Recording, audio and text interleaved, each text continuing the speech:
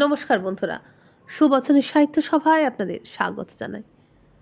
আজ আমি আপনাদের পড়ে শোনাব শ্রী গজেন্দ্র কুমার মিত্রের লেখা সাধু সঙ্গ বইটি থেকে নেওয়া দ্বিতীয় অভিজ্ঞতা পার্বতী। প্রসঙ্গত বলে রাখি, এই বইটির প্রথম গল্পটিও আমি পড়ে ফেলেছি। শুনে নেবেন আমার চ্যানেলের হোম পেজে গিয়ে প্লেলিস্ট ক্লিক করে। শুরু করি পার্বতী। একাই বেরিয়ে পড়েছিলাম সেবার পূজার ছুটিতে। আগে থাকতে কোনো প্ল্যান করা ছিল না, কোথাও যাওয়া হবে না, এইটাই ভেবে রেখেছিলাম। হঠাৎ টাকাটা হাতে এসে যেতেই শখটাও চারা দিয়ে উঠল মনে মনে। তখন আর রিজার্ভেশনের সময় ছিল না। তাছাড়া পঞ্চমী ষষ্ঠী চলে গেছে, সেদিন সপ্তমী, খুব একটা ভিড় হবে ভাবিনি। তবু মেল ট্রেনগুলোতে আজকাল একটি মাত্র বগি থাকে আনরিজার্ভড। উঠতে গিয়ে একটি ছোকরাকে 5টি টাকা দক্ষিণা দিতে হলো, তবে তার বিনিময়ে একটু বসার জায়গা পেলুম, এই যা। অবশ্য একটা রাত্রেরই যাত্রা, কোনো মতে কাটিয়ে দিতে পারবো এই ভরসা ছিল। খুব কোমর ব্যথা হলে মাঝে মাঝে না হয় উঠে দাঁড়াবো। যাই হোক, আমি তো বসলাম। এইভাবেই কুলি ও কিছু বেকার ছেলেকে ঘুষ দিয়ে আরও কিছু যাত্রী উঠলেন। কিন্তু তারপর যা কাণ্ড হলো তা অবর্ণনীয়।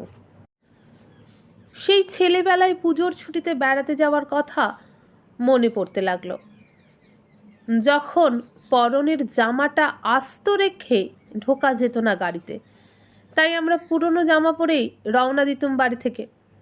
এও কম নয়, তেমনই ঠেলাঠেলি, মারামারি, বকাবকি, গালাগালি, ধাক্কা ধাক্কি।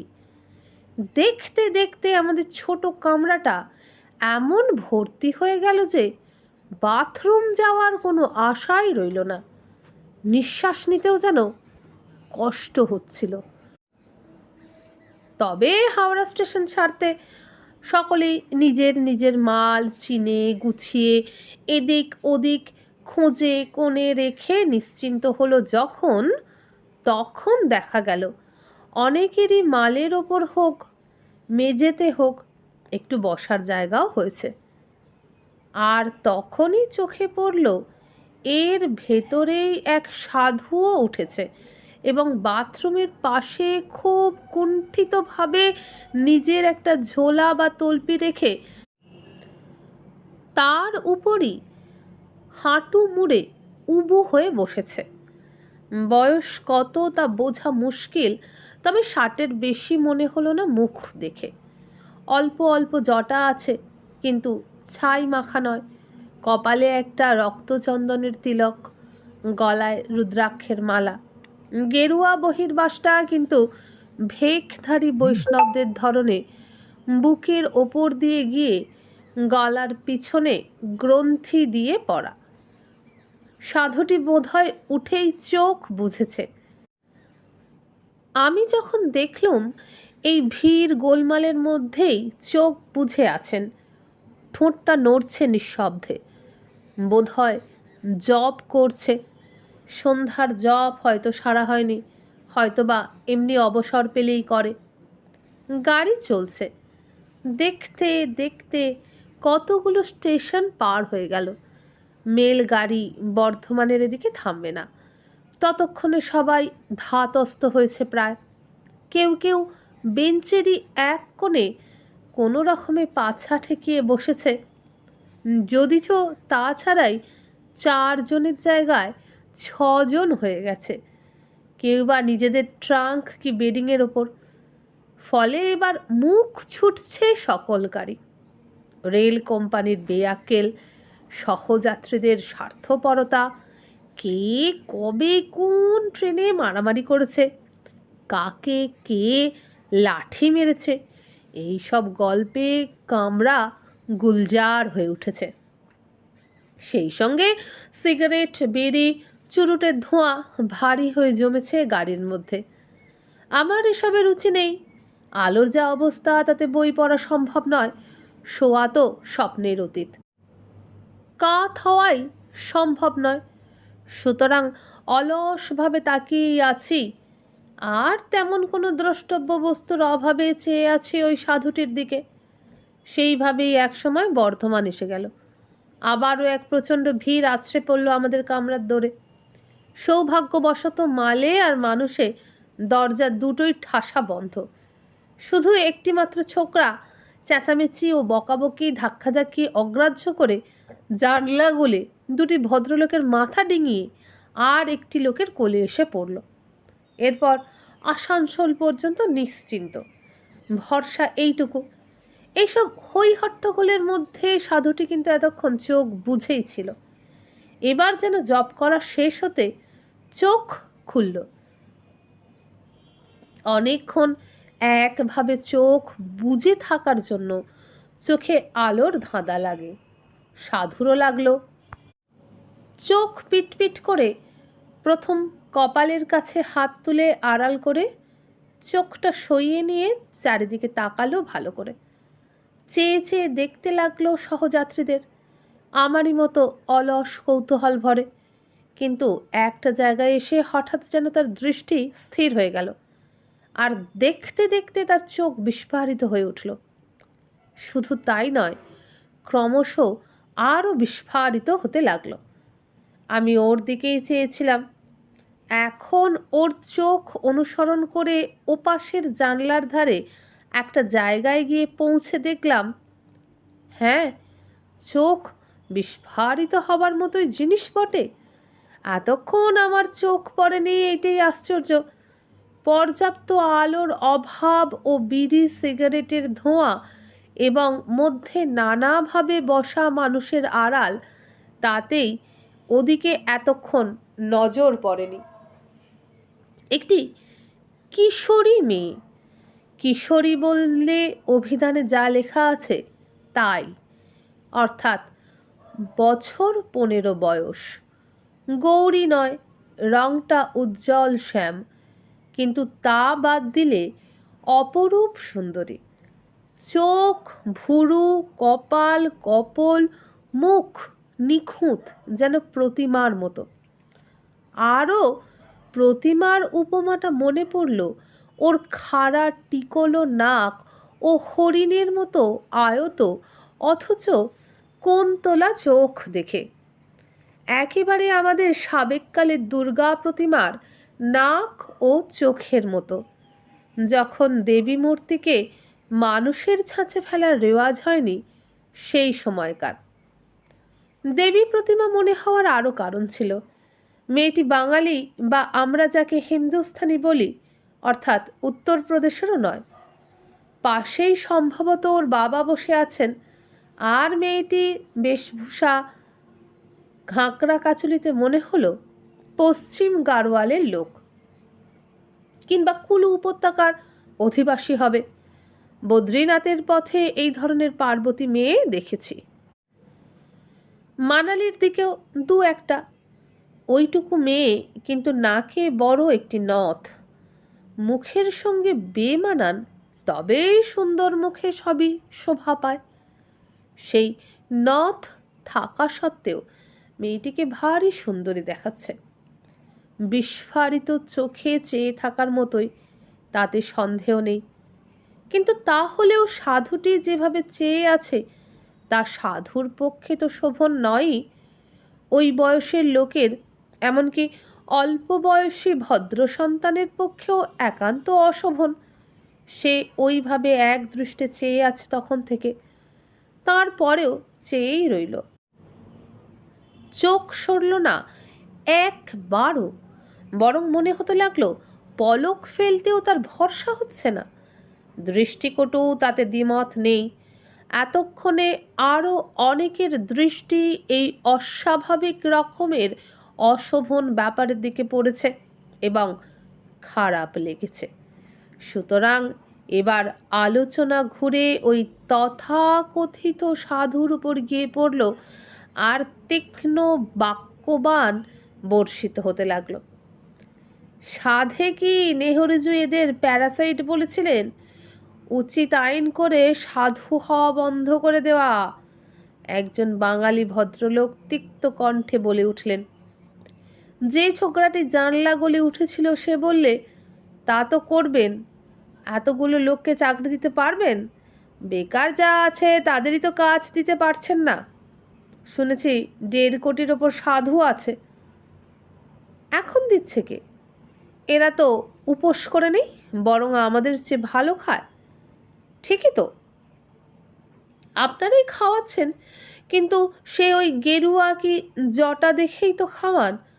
প্যান্ট পরে জটা কামিয়ে এলে খেতে দেবেন, 4টি উপদেশ দিয়ে বিদায় দেবেন। ওপাশ থেকে একটি টেরিলিনের জামা পরা, হাতে অগণিত রত্নের আংটি, অর্থাৎ স্পষ্টতই কোনো মালদার ব্যবসায়ী, এক মুখ ধোঁয়া ছেড়ে বলে উঠলেন, তা যে যাই বলুক, এইসব পেটালা ভণ্ড সাধু দেখলে আমার গা জ্বালা করে। কেন, মোট বইয়েও তো খেতে পারে। আর একটি প্রবীণ হিন্দুস্থানি বিজ্ঞভাবে ভাঙা বাংলায় বললেন, বাবু সাহেব, আসলি সাধু যারা তারা কেউ হিমাচল পাহাড় ছেড়ে নামেন না। এই যা সব সাধু দেখছেন, সব ভজন কে লিয়ে নেহি নি। পূর্বোক্ত আংটি পরা বাবুটি বললেন, আর কি, যারা ওরই মধ্যে লেখাপড়া শেখে তারা কোনো মিশন কি সংঘে গিয়ে গেরুয়া নেয়।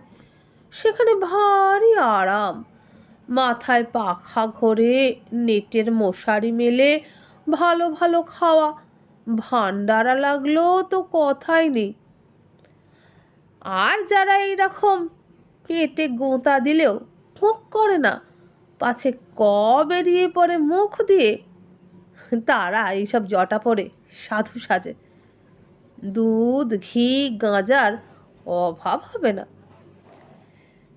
এদিকে একটি বৃদ্ধা বসে এতক্ষণ কোলে বাটা রেখে পান সাজছিলেন। তিনি 2টো পান মুখে পুরে বলে উঠলেন, মরণ, এত গাল খাচ্ছে, তবু তো চৈতন্যই হয় না। চেয়েই আছে ড্যাব ড্যাব করে, যেন মেয়েটাকে গিলে খাচ্ছে একেবারে। দেখ না কেউ একটা কাঁটা দিয়ে চোখ দুটো গেলে।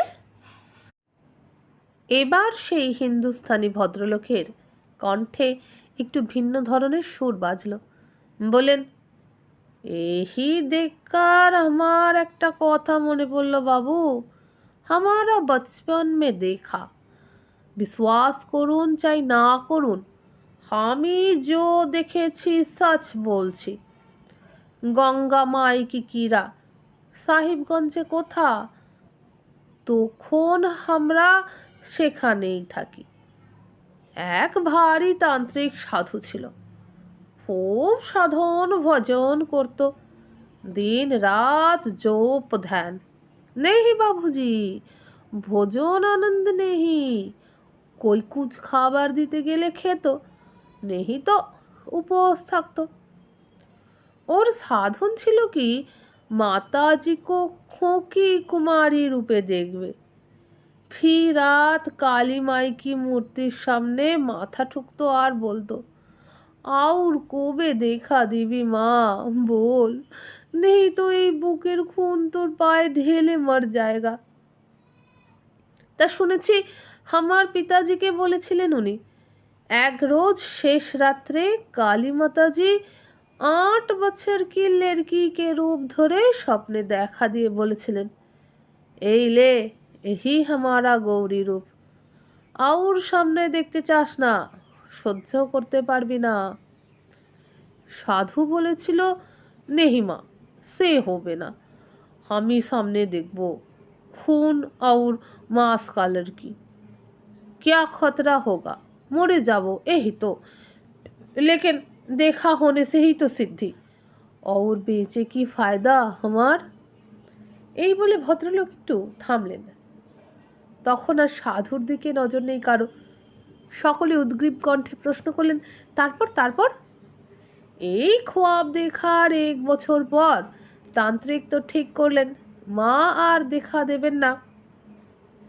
ওর সঙ্গে একটু তামাশা করলেন। উনি এবার জানিয়ে দিবেন, अपना हाथ से कुर्बानी করবেন আপনাকে। যেদিন সব ঠিক, দশেরা পূজা কো বীরাষ্টমী কো রোজ সবেরে উনি বসে আছেন। একটি 8 বছরের লেড়কিকে নিয়ে এক বাবু যাচ্ছেন পূজা তলায় পূজা দিতে। বাবু ওকে শখ করে শাড়ি পরিয়েছেন, লাল সিল্কের শাড়ি, जेवर भी পরিয়েছেন कुछ कुछ, और गले में एक माला। আমার ঠিক ইয়াদ নেই, বোধহয় बामन की लड़की हो गई, कुमारी पूजा के लिए ले जाता था। अपना घर से देखे वो ही साधु की করলো, एक হাঁকার দিয়ে একদম সামনে এসে পড়লো, লাফিয়ে যাকে বলে চিল্লাকে বলে উঠলো, মা এলি এসেছে। বাস ওই যে গোর মে পড়লো, আর উঠলো না। একদম ডেড বাবুজি, বিশ্বাস করুন, শোবে হয় কি ওই রূপে মাতাজি ওকে খোয়াব দিয়েছিলেন। কেউ কি সে মেয়েটা भी তখনই বেহুশ হয়ে পড়ল, বহুত ভারী বিমার হলো। তারপর তাকে নিয়ে তার পিতাজি কোথায় চলে গেল, ওখানে আর রাখতেই সাহস হলো না তাদের। তারপর মেয়েটা মরে গেল? বৃদ্ধা ঝুঁকে পড়ে জিজ্ঞাসা করলেন। সো জানি না মাইজি, আর কোনো খবর মিলেনি। সে ভদ্রলোক চুপ করতে আবারও আমাদের নজরে পড়ল সেই সাধুটি তখনও প্রায় নিষ্পলক চেয়ে আছেন সেই কিশোরী মেয়েটির দিকে। চোখের তারা দুটো মনে হচ্ছে ঠিকরে বেরুবে। বিতৃষ্ণায় আমারও মন ভরে গেল, মুখ ফিরিয়ে নিলাম। এবার সকলেই অনেকটা নীরব হয়ে এলো। রাত গভীর হয়ে এসেছে, ঘুম পাচ্ছে সকলকারই। তাছাড়া ও ভণ্ড সাধুকে আঘাত করে কোনো লাভ হবে না, সে তো বোঝাই যাচ্ছে। আমারও তখন ঢুলুনি এসে গেছে, কে কি করছে সেদিকেও আর মন নেই। অকস্মাৎ সেই মেয়েটিই তার গাড়োয়ানি ভাষায় বলে উঠল, দেখো তো ভালো করে, সাধুজি বোধহয় মরেই গেছেন। মরে গেছেন? বিদ্যুতের শক খেলে যেমন হয় তেমনই চমকে আমাদের তন্দ্রার ভাব ছুটে গেল। সবাই তাকিয়ে দেখেই স্টেশন কাছে আসছে বলে গাড়ির গতি কমিয়েছে, তার ফলে দুলুনি বেরিয়েছে। সাধুর সমগ্র দেহটা দুলছে কাঠের মূর্তির মতো। সেই ছোকরাটি তাড়াতাড়ি পকেট থেকে টর্চ বার করে এবার ওর মুখে, বিশেষ করে চোখের তারায় ফেলল। মিনিট 2 দেখলো ভালো করে। আমরা সব যেন রুদ্ধশ্বাসে বসে দেখছি। তারপর আলো নিভিয়ে বলে উঠল, yes by Jove, he is dead. অনেকক্ষণ মারা গেছে। বোধহয় সেই যখন ওর চোখ দুটো ঠেলে বেরিয়ে এসেছিল তখনই। আসানসোল আসছে না? স্টেশন স্টাফ কাউকে খবর দেওয়া দরকার। একটা অখণ্ড নীরবতা নেমে এসেছে তখন গাড়িতে। সেই পার্বতী মেয়েটির দিকে তাকিয়ে দেখলুম, তার চোখ দুটি এবার যেন কোন অজানা বেদনায় ম্লান। 2 চোখ ভরে জল এসেছে। এখনই হয়তো 2 কপল বেয়ে ঝরে পড়বে। আংটি পরা ভদ্রলোকটি শুধু কি মনে করে 2 হাত তুলে একটা নমস্কার করলেন। বন্ধুরা, এখানেই শেষ হয়ে গেল আজকের গল্প পার্বতী। এরকম যদি আরও গল্প শুনতে চান তাহলে ভিডিওটির নিচে যে বারে আমার চ্যানেলের নাম দেওয়া আছে সেখানে ক্লিক করলে হোম পেজ খুলে যাবে। হোম পেজে পাবেন প্লেলিস্ট, সেখানে আমার আজ পর্যন্ত সমস্ত গল্প রয়েছে সাজানো আপনারই জন্য। সেগুলো শুনুন যতক্ষণ না আমি নতুন গল্প নিয়ে আসি। আর আজকে আমি বিদায় নিলাম। নমস্কার।